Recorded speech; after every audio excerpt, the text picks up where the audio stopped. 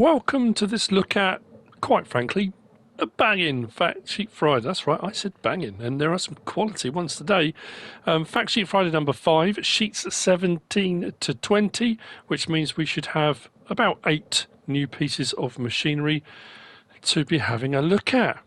Come along with me, MrSealyp. So, starting off, we have got the Fendt 700 Vario. Now, you'll look at this first sheet and go, hang on, he just said banging. Don't worry, we're going to get to it. The Fendt 700, 162,000 to buy, 150 horsepower, variable transmission, 50 kilometers per hour, 31 miles per hour, 8.1 tons. The pictures that we're getting, they're lovely looking machines, you know. It's the newer versions of each one. On the back of that, we've got a Flegel ASW 271. I suppose what we always refer to as the Flegel Bull, but they're all different size ones now, aren't they? That says it's 52,000, takes pretty much everything. 29.5 meters cubed, so that's 29,500 litre capacity. All looking very lovely. I do like the detail in the corner in the background as well. Let's give some indication as to how good it's all going to look. Next up then, we've got the Jungheinrich EFG S50. This is a forklift truck. It's an electric forklift truck. 55,000, 57 horsepower, variable transmission, 80 kilowatt hour electric battery, 17 kilometers per hour, 10 miles per hour, 8.1 tons. Jungheinrich AG is a German company, basically mostly material handling. Friedrich Jungheinrich set the company up in 1953 out of Hamburg. They mostly, I think, is he the one? I think it said when I was looking him up, he set the company up in 1953 and he passed away in 1968 or 70 something. I might be misremembering that bit. But they do lifting and handling, forklifts, that kind of thing, conveyor belts, storage and racking, lots of warehouse-related type things. But what's also interesting on this picture, it's a lovely-looking forklift truck, don't get me wrong. And it's electric, very cool. The Krona Profiliner, 29,500 trailer, 7.7-ton curtain sider. So we're getting standard in-game curtain side trailer, which looks very nice, but also the pallets. They look like laminate boards to me. So part of the production change, you know, there was talk about wood chips and what you could be able to do with them.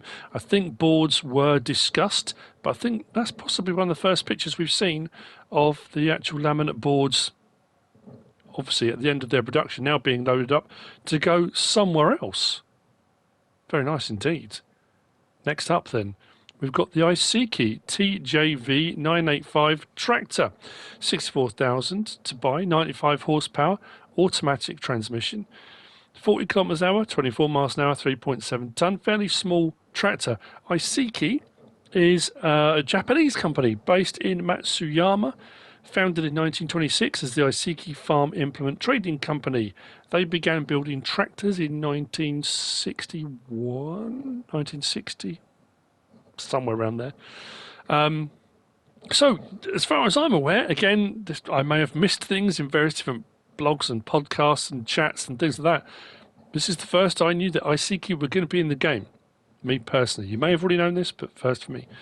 It looks quite a narrow tractor as well, so I don't know if these are going to be useful for the kind of row work in vineyards and things like that as well.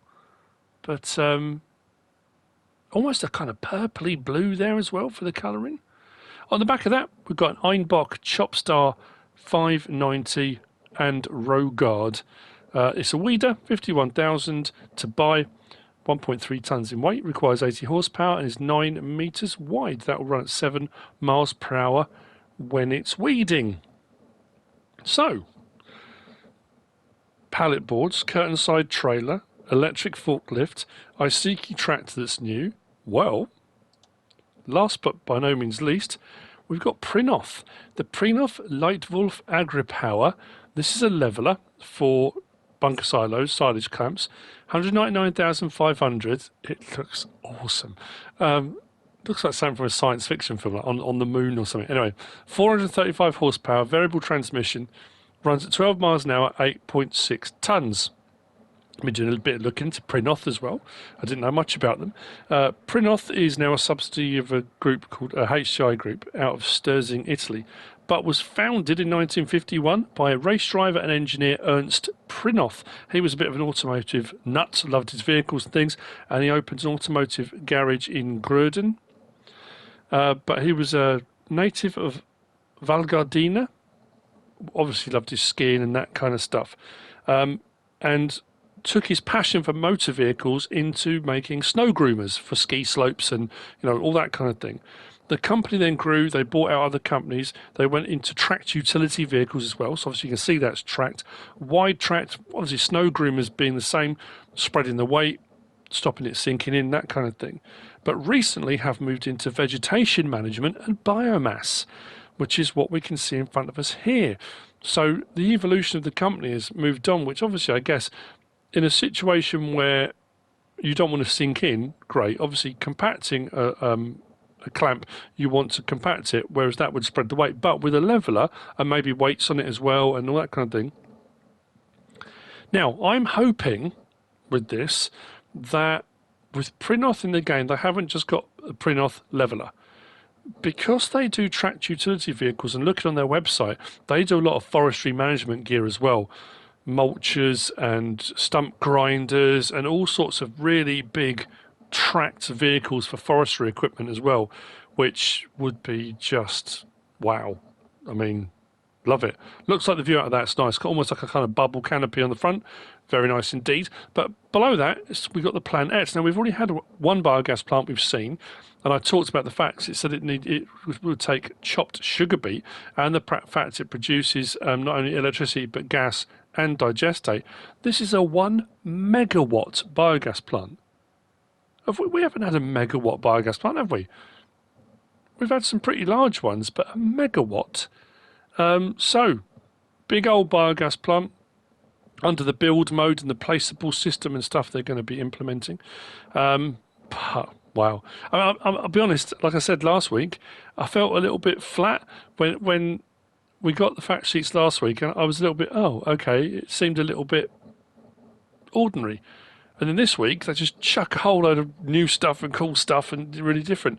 I guess they've just got a list of how they work through them, and that's it. Don't forget, you can pre-order the game up until November the 22nd. If you pre-order, you'll get the Class Saddle Track pack as a bonus. Plus, the Year 1 Season Pass is also available to pre-order or to buy, but not on PlayStation.